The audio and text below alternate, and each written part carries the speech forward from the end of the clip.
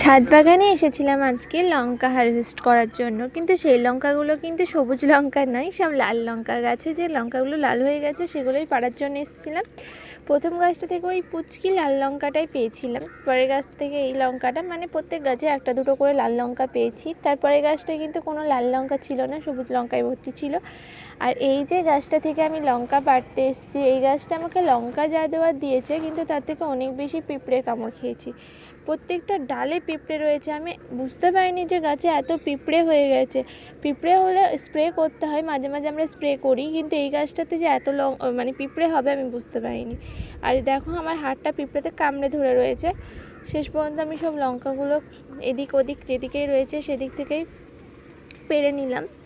আর এই গাছটাতে এখনও মনে হয় 2-3টে ছিল, আর নেক্সট গাছটাতে কিন্তু কোনো লাল লঙ্কা ছিল না, সবুজ ছিল কিন্তু লাল এখনও হয়নি। আর তার পরের গাছটা থেকেও সেম লঙ্কা পাড়তে গিয়ে আমাকে অনেক পিঁপড়ের কামড় খেতে হয়েছে।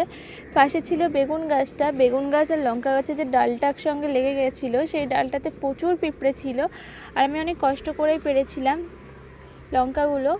আর লাস্টে দেখো আমার এতগুলোই লঙ্কা হারভেস্ট হয়েছে, এখনও দুটো পাবো এখান থেকে। আর এইটো পাড়তে গিয়েই আমার কিন্তু খুবই কামড় খেতে হয়েছে। আর এই হচ্ছে আমার লাল লঙ্কা হারভেস্ট, কত সুন্দর দেখো।